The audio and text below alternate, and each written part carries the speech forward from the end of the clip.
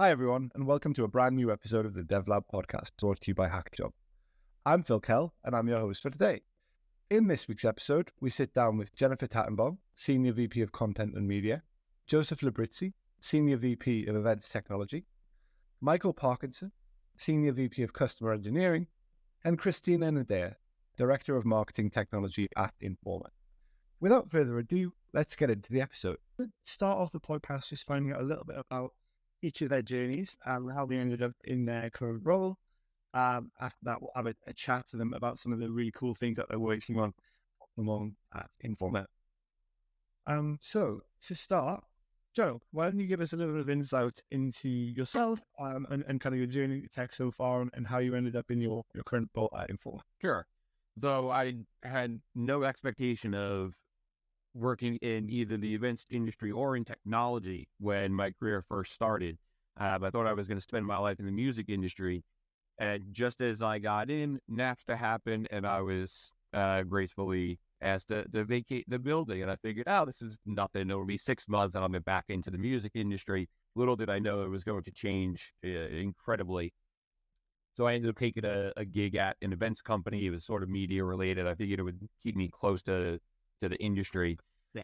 And then one thing led to another, and I found that I really enjoyed this technology thing. That came about because we didn't have a system to deal with something that we needed to deal with. And I was the only person in the company that was willing to learn Microsoft Access. So I built a database and we dealt with that, and that continued to snowball and led into a 15-year career in the technology industry. And it's really a great parable for Informa, because it is the kind of company where if you see an opportunity, if you see something that you're interested in, you have the flexibility, the latitude to go and chase that down and see where it might bring you. You can really carve your own path. Fantastic. And the music these days, is it still ongoing as a hobby? Are you still dabbling at all? I'm surrounded by my guitars, but that's as close as I get to the music industry. Fantastic. Well, look, I think it all works out in the end. It's probably a serendipitous move, I'm sure. Fantastic. Thank you so much, Joe. Jennifer, if we can come to you next, why don't you give us a little taste of your journey into technology as well? Well, I didn't quite realize this until Joe just told that story, but I also found my way to Informa via the entertainment business as well. Because my first role in technology was actually working on the official website and webcast for the Tony Awards. And from that, I started working for the kind of biggest event ticketing company serving Broadway and off-Broadway. And so I became an events person. Ticketing technology is, it's pretty complicated because it's the right to sit in a certain place at a certain time, and every single thing you sell is unique. But there's a lot of things about events that go across, whether it's an entertainment event, a music event, sporting event, or a business-to-business event like we have here at Informa. And I worked in some way in Broadway and entertainment for close to 20 years. And when I started interviewing at Informa, and I've been at Informa about 3 years now, I found that so much of my understanding of the business and of the technology challenges were really quite directly applicable from being in entertainment to being in Informa. So I think it makes sense that Joe and I both found our way here. But I've been doing technology and product management through all that time. So I didn't quite fall into it the way Joe did. I leaned in and am very much excited to be part of this transformation that we're working on right now. Fantastic. Yeah, it sounds like you brought a wealth of domain knowledge as well as the kind of more traditional product management techniques and things like that as well. So no, it sounds like the right place to end up for sure. Michael, how about yourself? Yes, mine has been somewhat of a bit of a journey, to say the least. I'm relatively new blood here at Informa. I've only been here about 3.5, 4 months now, but yes, I'm still finding my way. With regards to how I got into technology, went very much into e-commerce in the late 90s, spent a lot of time building a WYSIWYG e-commerce platform in the early days, which was great fun. I think they're still alive now, but not particularly as large as we were back then.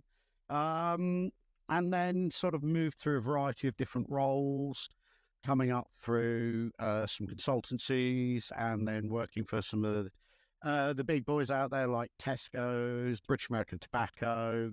Spent a bit of time in fast fashion, which was entertaining, and I won't be doing that again anytime soon. But yes, I've spent a lot of time working on a variety of platforms, from digital, e-commerce, content management systems, CRMs, all the way through to ERPs and large-scale integration platforms. So I've been pretty much in technology for the best part of the last 30 years. Well, fantastic. An eclectic mix of different projects. Just a tad. Industries there. Excellent. No, I'm really excited to delve into it more and find out a bit more as we jump into the podcast. And then, Cristina, last but not least, why don't you give us a taste of your journey into technology? Absolutely. So no music talent or experience on this side. I'm completely parallel that. I'm actually a naval engineer. So what I planned when I was 18 to do with my life changed completely. I've been in marketing technology as much as I can remember. My first role was in an agency where, at the time, this is many, many years ago, we are looking to build a CRM for our data with an in-house solution. And it was quite an interesting experience. And since then, that's kind of what I'm doing, marketing technology. I've been with Informa for a couple of years now. Obviously, as all of my peers are now on this call, quite new on this side of the world in Informa. But most of my experience was on the marketing automation and marketing technology side. And we're going to stick with you for our kind of first line of questioning, Cristina. So you transitioned from sales to marketing technology. Could you share a little bit for our audience about what it was that kind of spurred you on to make that transition, and how your background in sales informs your current role? It's a really good question. I think my experience in sales is kind of benefiting me today as well. I like to say that sales and marketing are kind of the same thing. While in sales you can be very direct and you need an answer now, and you're trying to be quite pushy. In marketing, you actually have the time to be creative. So by starting in sales, I gained this ability to very quickly understand the customer behavior and understand what the individuals actually want and need, and when is the right time to go and tell them, press that buy button right now or register for this, and so on. So I think it quite helped, and it's continuing to help me. Obviously, in marketing, especially in marketing technologies, there's a huge focus on building customer experiences and building customer journeys and understanding which technologies are the best to be used at different touch points, and what is the data that needs to be collected, and what is the data that goes out or is used when you're trying to do some behavioral activities. So everything I learned in sales, that was a 2-year experience. I was really young at the time, but still it's helping me to this day. Every time I'm putting a plan down, I'm thinking, is this the right thing? How my customer from years ago would have interacted if that was a face-to-face conversation. So yeah. Fantastic. Yeah, I think those sales fundamentals, the empathizing, putting yourself into the customer's position, certainly skills that we can bring to any role, but very, very relevant for marketing.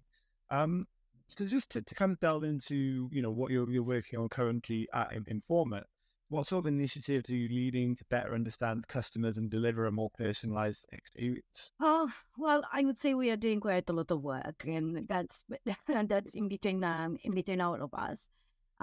We are focusing very much on actually A/B testing. So now, if you think from a technology point of view, there are tons of solutions on the market. Just give it a Google for anything, marketing personalization, and you'll have pages and pages of results in terms of solutions. What we are trying to understand is actually what is the best process and what is the best way for us to capture certain data. And personalization today is actually quite important. I mean, look at Amazon as an example. You log into your account and they know exactly what you are actually after, and that should be applying across any kind of industry. So this is the type of data we are looking to collect today.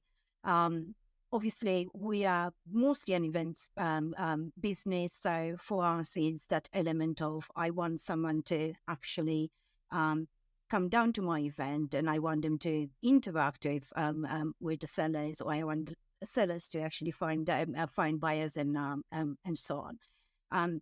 So it's all about capturing data points at each part of the journey. AI is another big focus for us. So we are looking on how we introduce that across our technologies. Marketing automation is probably the biggest area in my world.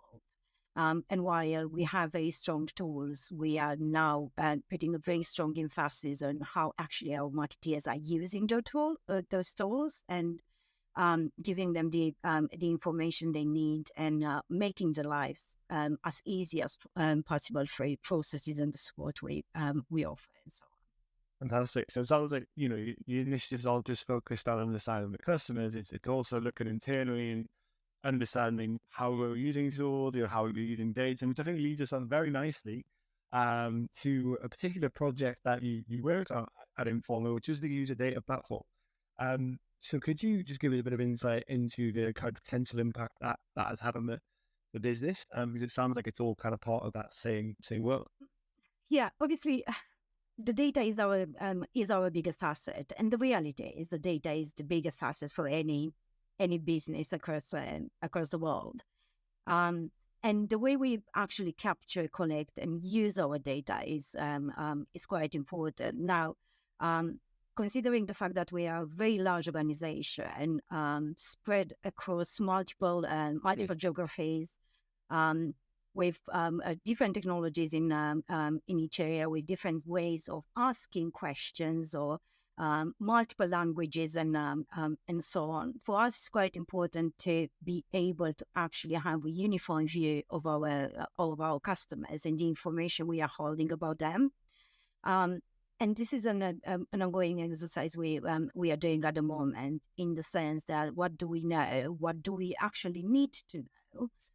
Do I really need to ask you if you like red or blue shoes?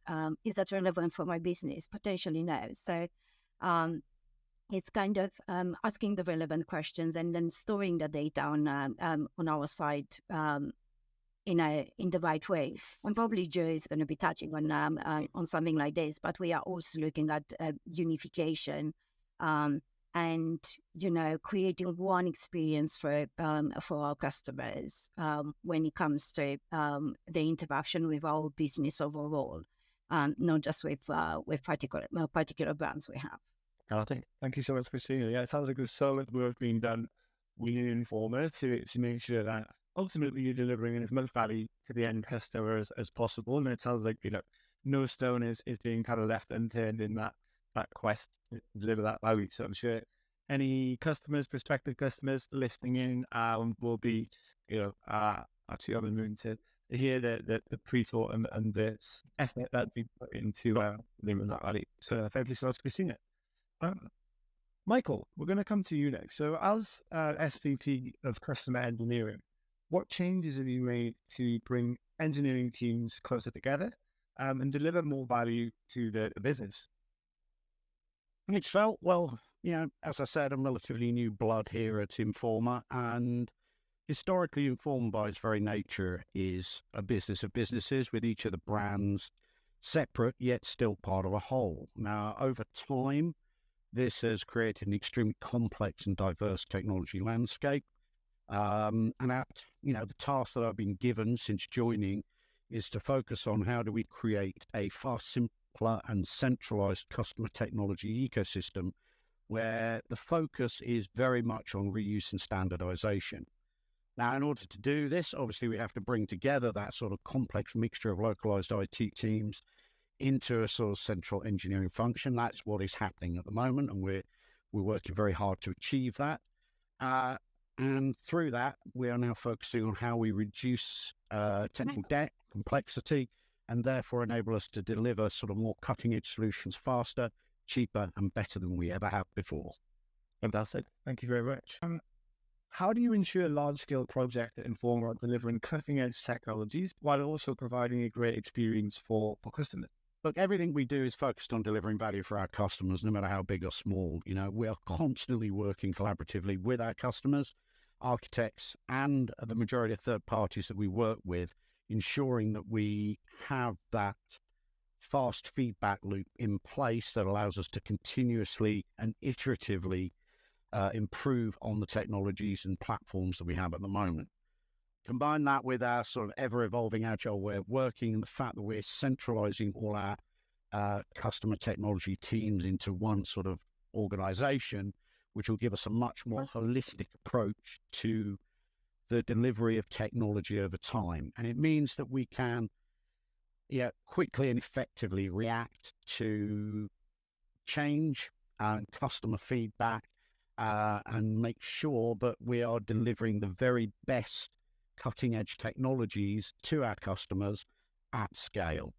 Fantastic. Thank you very much. And look, I think a lot of common trends there between both my answers and Christina's. I think big focus within Informa seems to be on, internal efficiencies, internal projects, and ultimately, those internal efficiencies leading to the ability to deliver more and more value for customers in the long term. So I think, anyone out there listening that's a prospective customer, or perhaps someone that's thinking about their next move, looking for their next role in tech, definitely sounds like a conversation with Informa would be a wise move. There's lots of exciting projects going on at the moment. So, thank you so much for sharing that. So, Joe, we'll come to you next. You kind of mentioned, in your intro, how the kind of digital transformation disrupted the music industry, and this kind of led you to a career in media and events. How has Informa supported your ability to continually reinvent yourself over the last 20 years? Yeah, I think the one of the biggest benefits to working for Informa is the true diversity of what we do. I've had colleagues that have joined working on events in the public policy sector that had an interest in that and later on went into a career in politics or in government or in civil service. And that knowledge, that familiarity with the industry and the players was fostered through their work at Informa. Similar with the finance industry. Outside of topics, geographically, if you have desires to try something different, there is opportunity literally all over the world. We have a number of people that are moving to the Middle East as part of a secondment, a voluntary secondment. And it's a phenomenal opportunity to get exposed to different cultures in meaningful ways, right? Living there for, I think it's 2 years, with fantastic financial and cultural support from the company. Yeah. If it's the sort of thing that you want to be doing for your career, as I mentioned, I didn't start as a technologist. I started in marketing, loved engaging with the customers. That eventually morphed into an operations role. That eventually morphed into a technology role. Simply because there was a thread, it seemed interesting to me, and I pulled it. So, and those stories are not particularly unique to me. You see that a lot in Informa, where people say, I want to do something different no matter what that thing is, and generally can find an opportunity to scratch that itch. Fantastic. And if we could just kind of hone in on that a little bit, like get a little bit more granular on that, like what's the actual process? Is it, external courses? Like how do you go on that journey from one role to the other? Yeah, it's always going to be a little bit unique depending on the situation. We do encourage internal mobility, so we do a good job of posting opportunities when they arise. I think it's a pretty open culture. So I know in my personal experience as a manager, I've had people come to me and say, hey, Joe, I heard about this thing, or I was talking to Mike and he told me that in his team, and I'm kind of interested. Is it all right if I go check it out? And absolutely, we want to do that. We want to keep people interested. We want to keep good people in the company. And I think most of us, as Matt, and most of us on this call, and most of us throughout the company, would rather retain a good employee on someone else's team than say a good person go somewhere else. So we do try to encourage that whenever possible. There are circumstances where additional training is required, and we'll try to provide that. We have internal training opportunities, we have external training opportunities, and we'll do what we can to get you ready for what you think is your next move. Look, I couldn't agree more on the approach that you take there in Informa. Maximizing people's potential and keeping someone who's bought into the company, bought into the culture, and helping them take that next step only increases that buy-in. You only get more back from that person. So no, I think it's absolutely the right way to approach things. And again, I think anyone listening in on their innovation projects, the opportunities to upskill, the opportunity to make that next move, certainly make Informa a very attractive opportunity for anyone that out there that is listening in. So to focus in a little bit more, I guess, on your day-to-day work at the moment, what sort of initiatives are you most excited about that are helping Informa differentiate its events in this increasingly digital landscape? Yeah, so we're working on a wide variety of different things. As Cristina and Mike have already mentioned, a lot of it is internal service related, trying to make it easier for our colleagues to do their jobs and do them well. The things that get me really excited, though, around the customer experience side of it. Events, since I've gotten involved in the industry 20-something years ago, events have changed and they have become more digitally enabled. But I would argue that the rate of change has not kept pace with many other industries. And it's an inherently difficult thing to do because events are human experiences. There's a reason why, as soon as the pandemic started to slow down, everybody raced off of Zoom calls and back into the events, the live events. Plus, it's very difficult to get the same level of engagement and the serendipitous moments on a computer screen as opposed to in the conference hall or in the venue itself. It's almost like, how do you digitally enable spending the day at the park with your family, right? That's sort of the challenge that we're facing. So that's a really big and a really difficult problem, and one that I'm terribly excited to be tackling. Fantastic. Excellent. Yeah, I'd love to hear the passion that you have for that day-to-day role. Yeah, I couldn't agree more. There's, remote working has all sorts of benefits, and I think, we've probably gone over that subject many, many, many times in lots of different forums, but when it comes to actual impactful speakers and those opportunities to get together and share ideas, that there is still more substitute for in-person for sure. So my question, it kind of part of your role involves defining how innovation happens within CTech. Could you provide an example of how a small experiment turned into something bigger? Let our audience in into the looking glass into what is CTech. Absolutely. So one such example, it came about in the most random way. I was talking to somebody at one of our larger technology service providers who connected me with somebody else, and lo and behold, I'm talking to somebody that's involved in technology for this company's defense division. And this woman tells me about a job that they did with a European military group on search and rescue operations in austere and remote environments. So, somebody gets lost in the backwoods, and how do you go about finding them? As far away from events as you can imagine, right? It's two completely different worlds. But that conversation kind of sparked an idea. We started riffing on it, and we ended up, I don't want to say too much, but suffice to say, we ended up experimenting with something to help understand how people are engaging with different aspects of the physical event. It started on a very, very small scale. Second event, a couple of months later, we tripled the size of the pilot. Third iteration, it was It was managing something like 65,000 square meters of event space. So that in itself grew pretty quickly. So that led to a number of other conversations and ideas around how we can understand and measure audience engagement with the content, with the products, with the other people at the event. And we are in the midst of planning a very large behavioral analytics program that will then feed back, and we'll be able to make the individual experience for Phil and for Jennifer and Christina and Mike all the more beneficial when they're actually at the events. Fantastic. Wow, sounds fascinating and great to just hear again how the dots are all being connected within the business, how your role then supports other roles. So no, fascinating stuff. Thank you so much, Joe.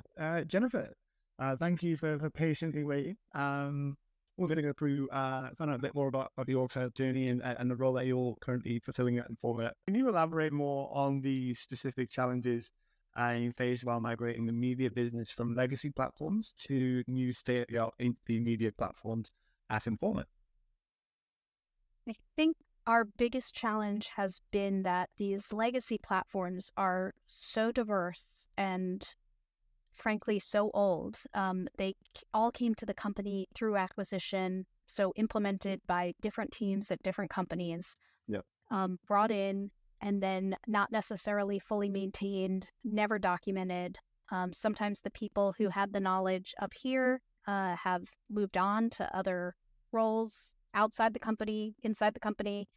And so to actually make sure that there's business continuity when moving from a legacy platform that no one's really sure all the things that it does. So ensuring business continuity, and then also even just figuring out how to get all the content out of that legacy platform and into the new platform in a seamless way has been hugely challenging. It's one thing when you're migrating 18 sites that are all coming from the same legacy platform and going to the new platform, and we did that last year, but then we're also migrating, it's like one from this legacy platform and then two from another legacy platform. Oh, wow. And yeah, I think it's a total of maybe like 8 different legacy platforms that we are in the midst of extracting content from, setting up beautiful new performance secure media brands on this new platform, and then retiring this old junk that's kind of been like albatross around our neck, expensive, not well maintained, and really just sort of a nightmare to be keeping around, and not serving our business as well. The editors and the marketers and salespeople aren't satisfied with those old platforms either. So yeah, it's been an adventure for sure. Yeah, for sure. And look, it sounds like something you stole from a lot of different organizations that I've spoken to, particularly the documentation piece. And but it's one of those where I think, by performing that consolidation, again, it comes back to what a lot of the others have touched on, right? You get those internal efficiencies. Everyone's, within the business able to deliver it again, more value to the end customer. So, yeah, sounds awesome that you're kind of working through this now. It's going to lead to huge benefits moving down the line. So how is your approach of kind of simplifying the technology estate and implementing a product-led approach impacted the overall performance and efficiency of the customer technology team at Informa so far? Well, I think we're still at the early stages of this particular journey. One of the things has really been to get everyone focused on making sure that we build things once in one place, rather than building the same thing in 4 different places because different parts of the business are using different platforms. That way we can actually focus on building it really well. And the product thinking is really around shifting that mentality from we build whatever our business stakeholders tell us wherever they tell us to build it, to instead focus on what problems are the businesses facing, what are the challenges, and what is the best way for us to solve those with technology, where we choose the place where it's solved and we choose how to solve it so that it doesn't just solve one business stakeholder's problem, but solves lots of business stakeholders problems. So I think that's been that shift is not, it's not instantaneous at all. And the fact is we still have all the legacy platforms. I'm not sure we've retired one. Maybe we've retired one, Joe. I looked at your list from last year and it seems like a platform called CSB used to have like 15 things on it and now it doesn't have any. So congratulations. But the rest, it's still like the slow work of getting everyone off the old stuff and satisfied enough with the new stuff that we can really focus our resources, energy, time on making our strategic platforms much, much better, and also changing the culture while we do it. Yeah, for sure. It sounds like you're already well on that path to that really solution focused approach and kind of less of an order taking mentality. So no, it sounds like you're doing some fantastic work there. So with Informa's continued strong financial performance, what opportunities does that create for the customer technology team to further invest in platforms and talent to support companies to journey with that? I think anytime a company is growing, it leads to more opportunities for central technology teams like ours, because we're both an enabler of that growth, but also those additional revenues really can, for a company like Informa, turn into reinvestment for our platforms, for our ways of working, et cetera. I think Informa, again, because it was built through acquisition, because it, in many ways, its strength is its industry focus, its expertise. So each of those small businesses within Informa can benefit from us investing in our technology like we're a big company, because we are a big company. And so that growth, and I think also the focus on really improving our profit margin, is also driving that that desire to have really state-of-the-art technology platforms implemented efficiently without duplication or with minimal duplication. Couldn't agree more. Once you get into those economies of scale and you're able to reinvest money into those different business units, it then leads to, again, more value, more revenue in future. You end up with that continuous cycle. So no, I'm so upset. So look, we're going to round out with a question again for everyone. And again, just to give our audience a bit of a taste of, what life is like at Informa and why they should ultimately start a conversation and perhaps join the business if all went well by the interview process. So, Cristina, we'll come to you on this one first. For anyone who is considering a tech career in Informa, why should they join? What is it that makes Informa stand out? God, it's a really good question, and I'm gonna try not to sugarcoat it. Because like I said before, we are a large business. We are a global business. So it's not easy all the time, but for sure it's very exciting. And I don't think I had 2 days in Informa till now doing the same thing. Or I don't think I had a week not learning something new. Or meeting someone new, or having another opportunity. So there's a lot to do, and as you can hear, we are now on a journey, and we are very determined to deliver at the end of it. So anyone who wants a good challenge should be looking at us, because there is a good challenge on the way. But yeah, otherwise, Joe touched on this. We Informa is actually supporting every single individual in this business. So from, I want to do a specific a training, or I want to get a certification, all the way to I want to sit down with Mike and understand what engineering is, and so on. There are these opportunities. And it's the kind of business where no one is going to say to you, I don't care if your idea is good or bad. It's not part of your job specs. I'm going to listen to you. But you have an opportunity to actually go and do things, do new things, learn about new things, and make make a change. So, it's not always very easy, but it's always very exciting for sure. Fantastic. I think that's been an ongoing theme of the whole podcast, right? The variation, the opportunities to challenge yourself, the opportunities to learn and develop in the business. It sounds like it's something that's really at the core of what the business offers to the staff. So thank you so much, Cristina. Michael, maybe come to you on this. As someone who's joined the business very recently, what was it that kind of attracted you to Informa? The scale and size of the opportunity, to be honest with you, Phil, it's Informa as a business is fascinating. Okay, going back to some of the comments that Joe said, some of the comments Jennifer said, and Cristina around sort of the history of the company and the legacy platforms that we have. The opportunity here is phenomenal. Especially in the engineering space. We are modernizing Informa. We are dragging Informa into where we need to get to, into the bright sunlight of digital transformation. That is happening now. Okay, it is massively exciting.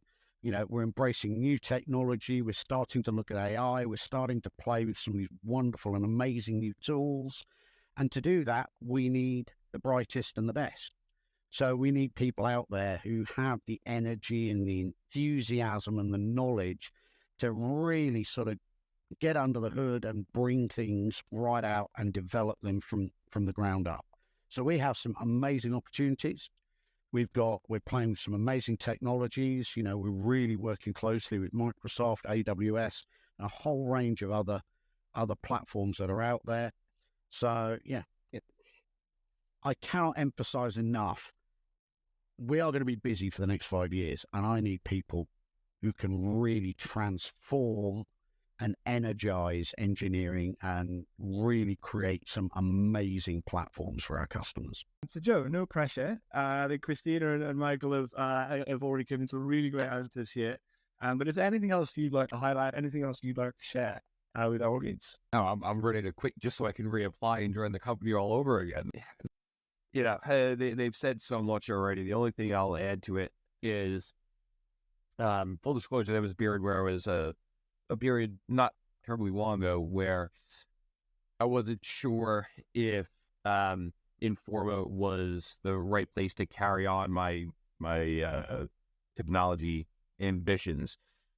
And in the past, I'll say 2 years, the company has kicked off in earnest a transformation in the way that technology is viewed, the way that technology is leveraged, the way that technology-focused employees are valued, to the level where I think we're, in those aspects, we're probably competitive with a lot of startups. So we have like kind of that mentality, but we have an enormous company with financial stability and the whole 9 yards is sitting behind it. So I think it's a great place to get your feet wet if you're new into technology, because we need people that are hungry and ambitious and going to roll their sleeves up. I think it's a great place if you're more experienced, because you're going to be able to come in and have an immediate impact. We need that leadership to support our growing ambition, our growing teams. It's just a great place to work. Fantastic. Thank you so much, Joe. And Jennifer, again, anything you'd like to add, anything you'd like to share, anything that's maybe specific to you in your role? Well, I realize I have such a different answer from all of you, which is the thing that is most special. But I agree with everything you've all said. But the thing for me that's the most special about working at Informa is the people. Truly, and I'm not just saying that. I think people who choose to work in the B2B events business really like other people. Like, it's a whole business of people who like people and who like being around people and like collaborating with people. And I've found that the way we all treat each other is just at the highest level of consideration, joy, enjoyment of each other's intelligence and skills. Thank you very much, Jennifer. So look, thank you to all of our speakers today. I think we've got some really great insights into what life is like at Informa. Some really common themes, common trends that came through everyone's answers, the opportunity to learn, develop, challenge yourself, work on varied projects, collaborated, some incredibly talented, supportive people within the business. So again, I've said it before, I'll say it again. Anyone out there listening that is thinking about their next move, that is thinking about their next opportunity, please check the podcast description. We'll make sure all of the relevant links are in there. That'll inform you on how you can start a conversation with Informa and see where it goes. You know, there's no harm having that initial conversation to see if this is, you know, the right opportunity for you. And, you know, from everything everyone said, it certainly sounds like it'll be the right opportunity for a lot of people out there listening in. So without further ado, we'll wrap things up. I think anyone out there who is, you know, looking for that challenge, looking for that opportunity to develop, looking for the opportunity to work on various projects and build something that is, you know, going to be pretty special, I think it's certainly worth opening up the conversation.